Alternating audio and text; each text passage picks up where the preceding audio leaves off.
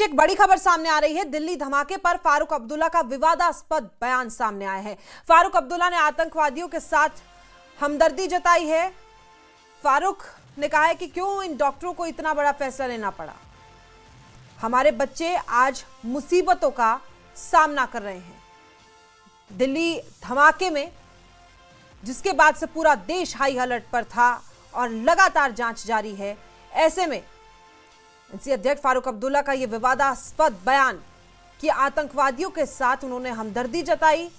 सवाल उन्होंने पूछा कि आखिरकार क्यों इन डॉक्टरों को इतना बड़ा फैसला लेना पड़ा, क्या कारण थे, क्या कारण रहा ये डॉक्टरों का फैसला लेने का। हमारे बच्चे आज मुसीबत का सामना कर रहे हैं। कहीं ना कहीं उनके कहने का मतलब ये हुआ कि क्योंकि हमारे बच्चे मुसीबत में हैं तो इस तरह के घटनाओं को अंजाम दिए जा रहे हैं। लेकिन क्या मतलब बनता है इस तरीके के बयान का ऐसे समय में? क्यों आतंकवादियों के साथ हमदर्दी उनकी तरफ से जताई जा रही है? क्या ये बड़गाम में जो हादसा हुआ,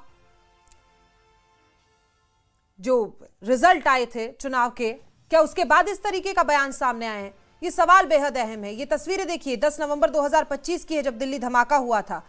कितने लोगों की इस हादसे में जान गई थी। एक वक्त के लिए पूरी दिल्ली दहल गई थी और अब उन्हीं आतंकवादियों के लिए हमदर्दी दिखाते हुए फारूक अब्दुल्ला नजर आ रहे हैं कि हमारे बच्चों के साथ गलत हो रहा है। क्या क्या कारण है, क्यों आखिरकार इतने बड़े फैसले लेने पड़ रहे हैं?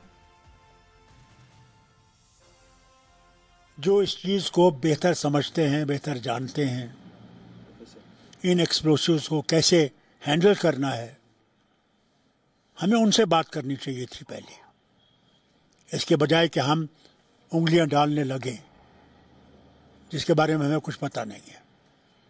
उसका नतीजा आपने देख लिया। बेगुनाह 9 लोगों की जान गई और कितना नुकसान बाकी लोगों का हुआ जिनके मकान वहां हैं, वो नहीं देखते हैं। ये तो छोड़ दीजिए, अभी हम दिल्ली की मुसीबत से निकले ही नहीं थे, जहां हर कश्मीरी पे उंगलियां उठाई जा रही हैं। अब कब तक हम लोगों को इसका देना पड़ेगा? कब तक? कब वो दिन आएगा जब हमको भरोसा आएगा नहीं हम लोग हिंदुस्तानी हैं? कब? और हम जिम्मेवार नहीं है इस चीज के। जो जिम्मेवार है उनसे पूछे क्यों इन डॉक्टरों को ऐसा क्या हुआ कि इन लोगों को यह रास्ता इख्तियार करना पड़ा? क्या वजह थी? It needs a thorough study and investigation. और इसी पर बीजेपी के राष्ट्रीय प्रवक्ता शहजाद पूनावाला ने फारूक अब्दुल्ला को करारा जवाब देते हुए कहा कि फारूक अब्दुल्ला को इसकी निंदा करनी चाहिए, जबकि वो कह रहे हैं कि आतंकवादी ऐसे क्यों बने, इसके कारणों पर जाना होगा। आतंकवादियों के लिए जस्टिफिकेशन की बात कर रहे हैं। पर आतंकी बचाओ गैंग एक बार फिर से काम पर। डॉक्टर्स ऑफ टेरर, आतंक के डॉक्टर्स का पूरे नेटवर्क का भांडाफोड़ हुआ है। हमारी सुरक्षा एजेंसियों ने इस आतंक के डॉक्टर के नेटवर्क के साथ 2500 से 3000 किलो एक्सप्लोजिव पकड़े। एक बहुत बड़ा हमला रोका गया।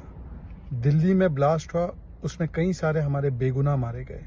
जाबाज शूरवीरों के साथ खड़े होने के बदले एक पूरा स्पिन डॉक्टर ऑफ टेररिज्म वाला जो इकोसिस्टम है वो आतंकियों की पैरवी कर रहा है। और उसमें अब फारूक अब्दुल्ला शामिल हो चुके हैं। इंडी गठबंधन के बड़े नेता कहते हैं कि ये व्हाइट कॉलर आतंकी क्यों बने, इसकी वजह में जाना होगा। ये अपनी जान और दूसरों की जान क्यों ले रहे थे, इसकी वजह में जाना होगा। और इसी खबर पर ज्यादा जानकारी के साथ आबिद हुसैन बड़गाम से और समीर भट्ट हमारे सहयोगी जम्मू से हमारे साथ जुड़े हुए हैं। समीर, मैं आपके पास आऊंगी। फारूक अब्दुल्ला का जो ये बयान सामने आया है उसे कैसे समझें, आप ही बताइए समीर। देखिए, मैं आपको बता दूं कि जो पीडीपी और नेशनल कॉन्फ्रेंस, क्योंकि ये कश्मीर सेंट्रिक पार्टीज़ हैं और कश्मीर सेंट्रिक पार्टीज़ जब ये हैं तो मेनली उनकी कॉन्स्टिट्यूंसी कश्मीर में है। हालांकि जम्मू कश्मीर में भी, जम्मू डिवीज़न में भी उनके अपने वोट बैंक है या लोग हैं, लेकिन मेनली ये कश्मीर पॉलिटिक्स में ज़्यादा उनका ज़्यादा दबदबा है।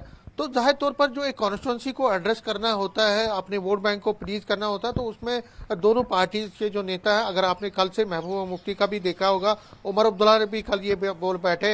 हालांकि महबूबा मुफ्ती जब बडगाम गई थी तो वहां पे विक्ट्री एक सेलिब्रेशन कर रही थी, लेकिन उसी दौरान ये भी कह बैठी कि जो कश्मीर को है उसको, कश्मीरी लोगों को टारगेट किया जा रहा है, मकान ढहाए जा रहे हैं। उमर अब्दुल्ला ये भी कहे कि अपने 6 साल के दौरान जब वो पहले थे चीफ मिनिस्टर कभी ऐसा नहीं हुआ। आज फारूक अब्दुल्ला भी यही कह गए। डिप्टी सीएम से मैंने आज बात की, उनका इंटरव्यू लिया था, उन्होंने भी यही बात कही कि आम लोगों को हरासा नहीं किया जाना चाहिए। तो कहीं ना कहीं नेशनल कॉन्फ्रेंस की पॉलिटिक्स और पीडीपी की पॉलिटिक्स है वो कश्मीर सेंट्रिक पॉलिटिक्स है। तो दोनों पार्टियां कहीं ना कहीं एक अपनी कॉन्स्टिट्यूंसी को एड्रेस कर रही हैं, लेकिन बीजेपी को इसे एक बहाना मिलता है, बीजेपी को एक मौका मिलता है टारगेट करने का। और आज आपने देखा फारूक अब्दुल्ला ने भी दोबारा कहा कि मिलिटेंसी कब तक रहेगी, कब तक कश्मीरी जो लोग हैं वो इसमें पिसते रहेंगे। तो कहीं ना कहीं जो बीजेपी है उसने वार किया। बीजेपी के स्पोक्स पर्सन है, उन्होंने कहा कि फारूक अब्दुल्ला जो है वो सॉफ्ट